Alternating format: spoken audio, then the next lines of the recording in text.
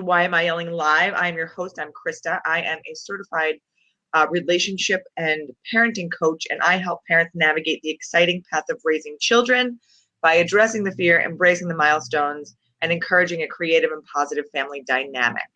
I host these weekly shows on Thursdays, and every week I invite a cool, awesome mom and somebody who is an entrepreneur typically onto the show to talk about what they're doing, what their passion is, and what their why is. And so this week we have Carolina Romanyuk, and she is also known as Achieve with Carolina.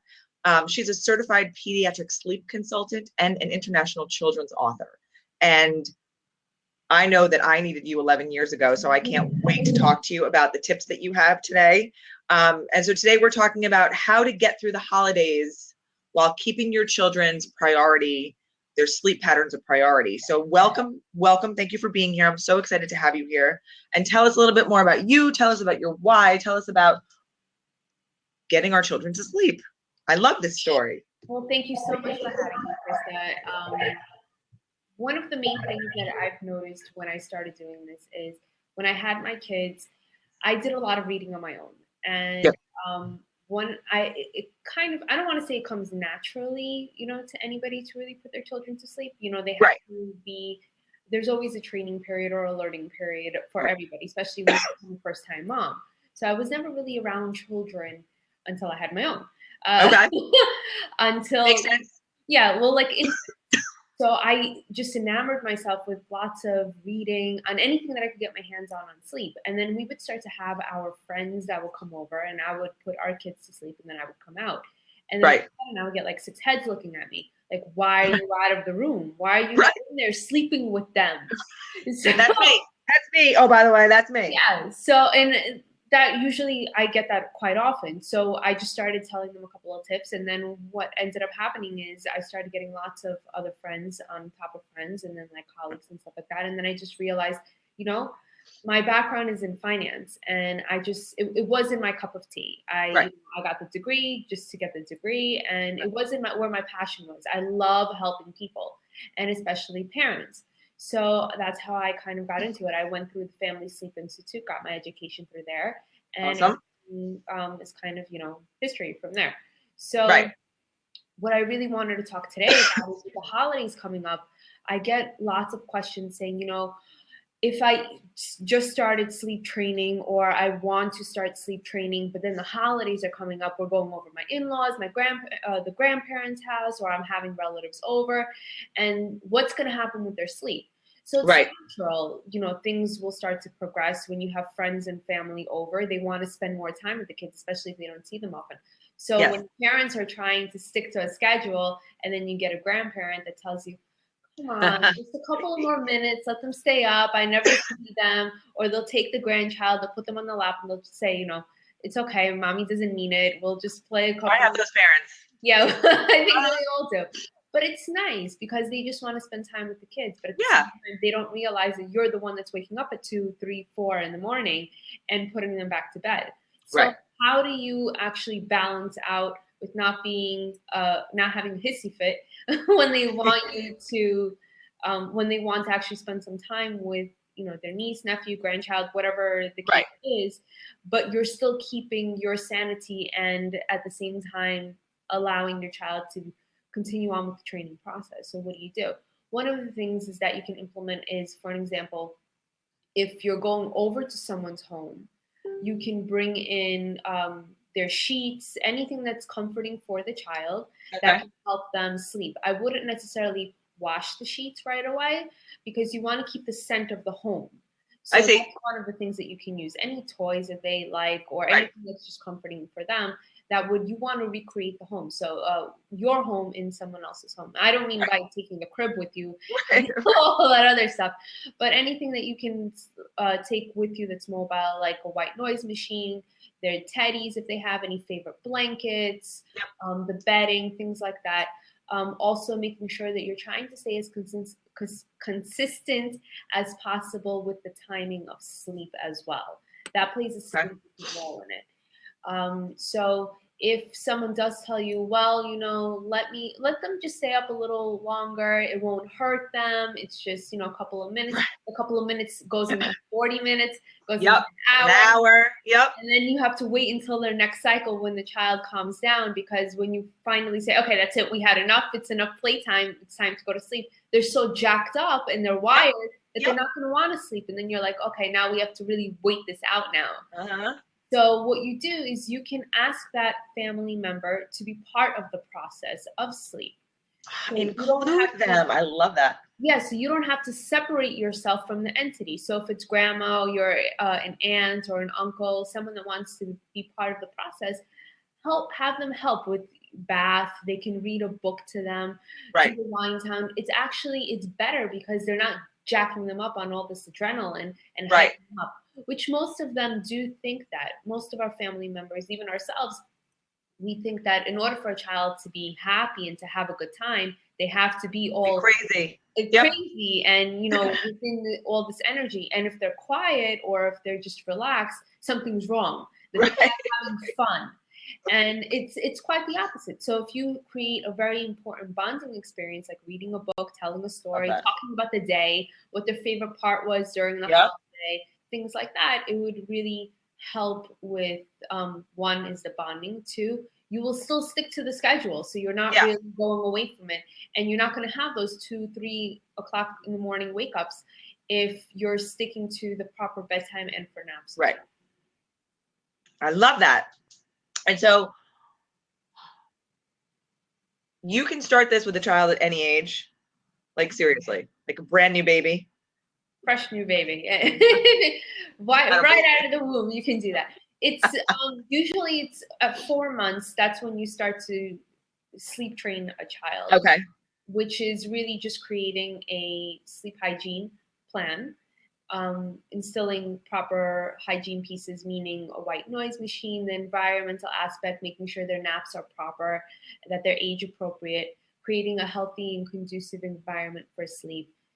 Also proper bedtime. You don't want to have a newborn with, a toddler, let's say for an example, with a 9-10 o'clock at night bedtime, because then you're guaranteeing all of these night wakings. But you also want to make sure that their daytime sleep is balanced. So nighttime is a reflection of daytime sleep. They don't separate.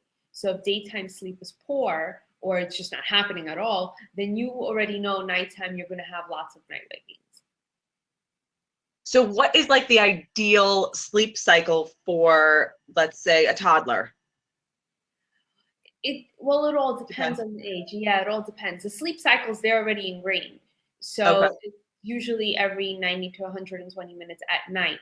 The daytime is a lot shorter. It's usually 30 to 45 minutes that they would have a waking after one sleep cycle. So it's usually where you probably get most parents to say, my kid can only sleep a half an hour during the day or 45 minutes, because it's one cycle. So then once they wake up, they are either already used to being awake, right?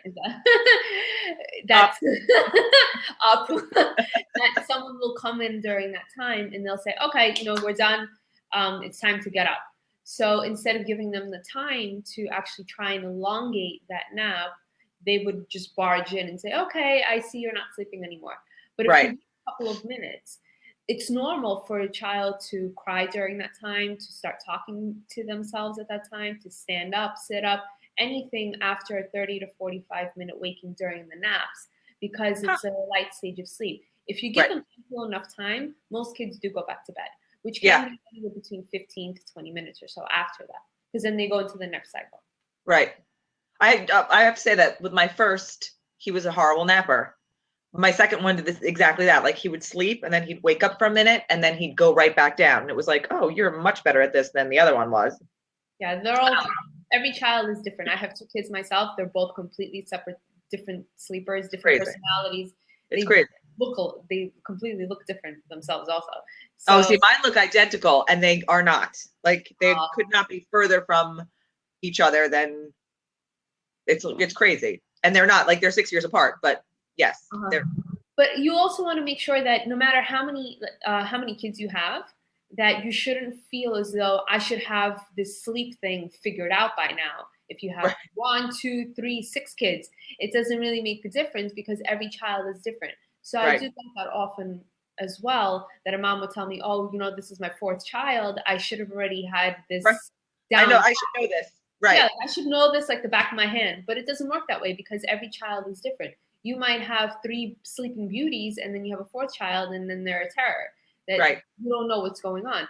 But you Right. also have to put into context, how is your family dynamic too? If you have other children, they have other curricular activities that you're trying to juggle as well. Yep. So then the newborn might be a little on the end cusp of you trying to figure out how well that they're sleeping because you have other children that you have to take care of. So Right. keeping a diary really helps as well to make sure that they're getting ample enough time in sleeping. Just like you're keeping a diary of when they poop, pee, when they Right. eat. A sleep diary. Yeah, so you should keep a sleep diary as well. For every age, or just Yeah. like babies? For every age. Yeah, for every age. It helps you to stay organized. And also you would also want to know how much sleep they're getting in a 24-hour period. So what you can do is go onto the American Academy of Pediatrics and type in your child's age, find Right. out how much total in naps they need in one day and total night sleep, and then correlate that by on your chart to see on your sleep diary, are they getting enough sleep? If they're not getting enough sleep, meaning the total amount, then you know something's off. That's why they're having night wakings. That's why they're cranky pants. That's why they're having tantrums. I mean, along with other behaviors, but sleep is really the foundation. So usually if a child is having tantrums, it can really heavily be related to lack of sleep. Right. Right. And then overstimulation, and then it all just falls apart. Yeah, and then the parents start figuring out, why are you not listening to me? Why are you not paying attention? Right. What's going on? And then that's why you start screaming. Right. Yes, it is. This is so interesting because I never, well, I had my first one 11 years ago, and it was like, you try to read all the books and you're like, oh my God, the only thing that would work with him was if he slept with me. Yeah. So he'd fall asleep with me, and then we'd move him, and he'd get up 2 or 3 times at night. And my little one did that also, but didn't do it as much. So 2 very different kids, right? So it's interesting to me that there are, like, I could never cry it out with him. I just couldn't do it. Like, it was just, he would like hours. And it, like, if you did it for 2 days, I could, my husband was like, just get him, like, enough. I can't do this. Yeah. And so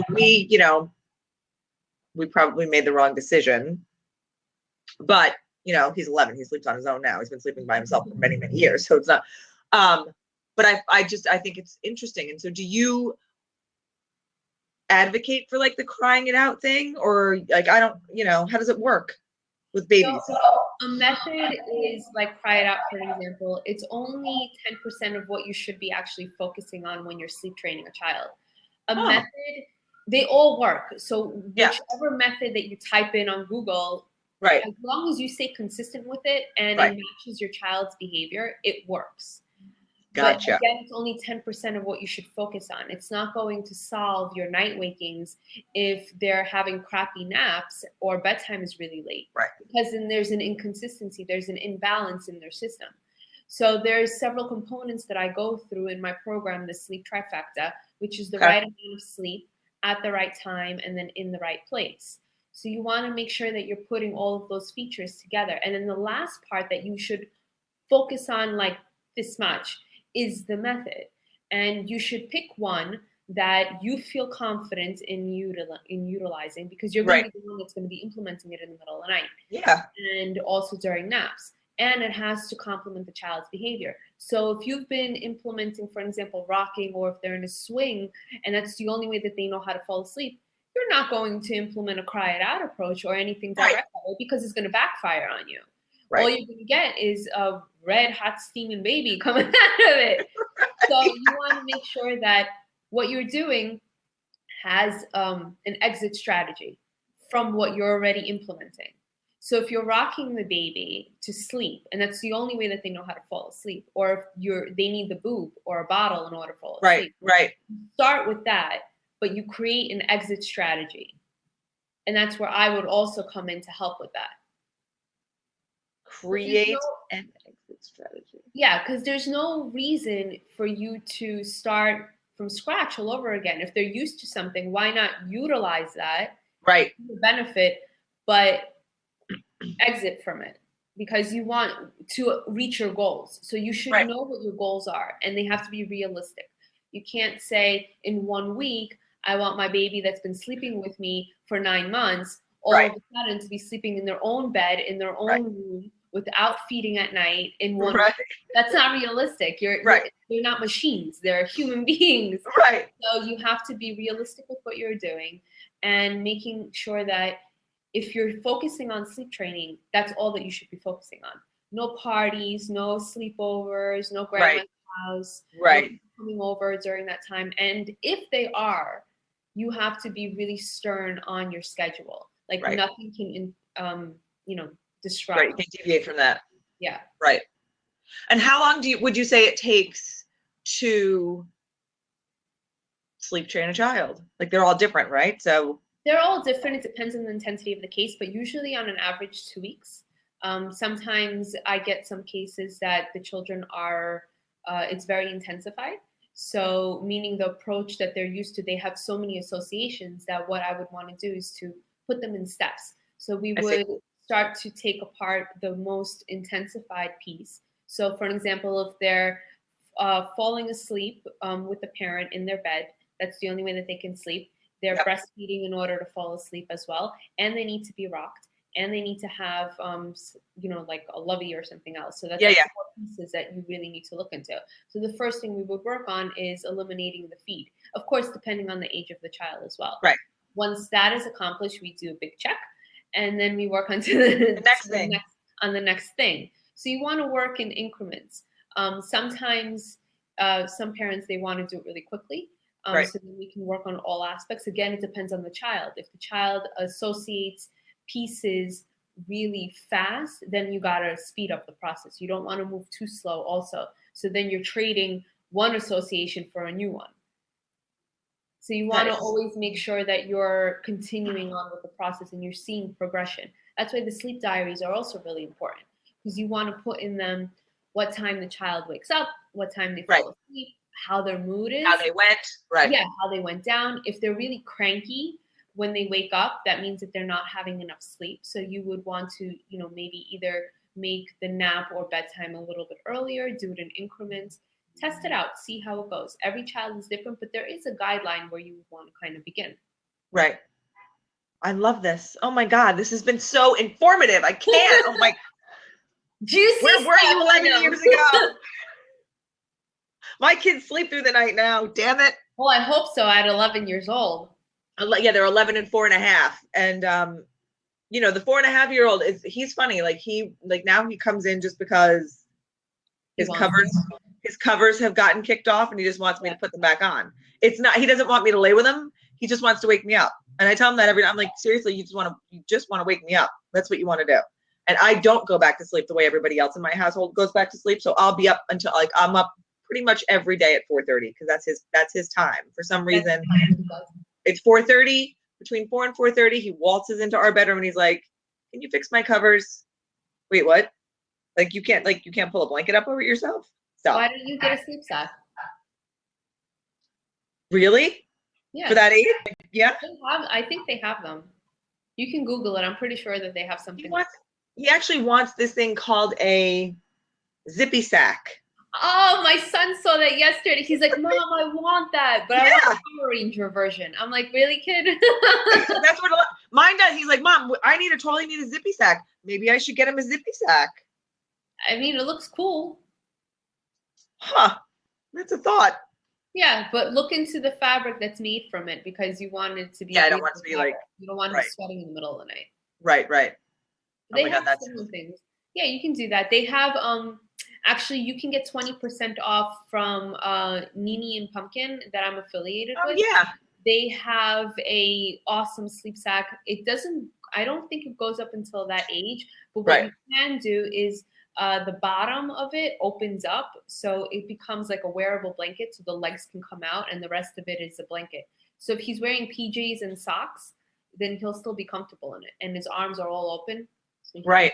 Yeah. That's a great idea. It's cozy. Yeah, check that out. And I'm going to check it out. If you type in CR20, Yep. so Cat Robert 20, that's you'll get 20% off. Oh, cool. Tell them I sent you. Thank you. I will. Yes. Okay, so what else do I need to know? Well, let's talk about what you're doing. You have a coloring book that you want to give away. Yes. Did I see that? Yes. Yes. Go ahead. Tell me about it. That's from my children's book that I wrote on Good Night Melanie, Good Morning Corey. And it has both of the main characters are Melanie melatonin, which is your sleep hormone. Oh my God, that's awesome. Cortisol, which is your awake hormone. And they're fairies, they're brother and sister. I love it. I will send you the link to it. It's on my website where you can download a free PDF version of the coloring book, which attaches onto the book also. The book is available on Amazon if you want to purchase that. Okay. But as far as bedtime, you can use the coloring book to incorporate as a routine. You can also take that with you for the holidays to kind of do like a wind down after playing all these games and stuff like that. So you need crayons. And awesome. Right. So Jackie just put the links up to the book and to your coloring book. So thank you, Jackie, for taking care of that. Thank you, Jackie. She's the best. She's the best. And what else do we need to know before we close this out? This was so good. This was so informative. Oh, well, thank you. If anyone has any questions, they could email me at itsme@achievewithcarolina.com. And my website is Achieve with Carolina. If they have any questions or anything like that, I do a 15-minute free phone consultation. Okay. To chat and to get a chance to know each other, to understand what their needs are, and to see how we can create a solution for them. I love it. Wow, I love it. Really good. This one's so good. She's so good. This one, forget it. Like, oh my God. I'm not letting her out of my sight ever. She's stuck with me. Go, Jackie. Go, Jackie. Okay, so you guys, if you have children who need any kind of sleep anything, Carolina is your girl, because I just learned like 50 things from her. It's unbelievable. And what was that? Like in 20 minutes? Yeah, it was 25 minutes. This is crazy. That was so fast. Use her. I'm gonna. So here's what we're gonna do. I'm gonna download this. We're gonna edit it. We'll make it pretty, and I will share it with you at the end. So I want everybody to thank you so much for being here. I'm gonna take us off the air, but we'll still be on. So thanks everyone for being here. Thank you for watching.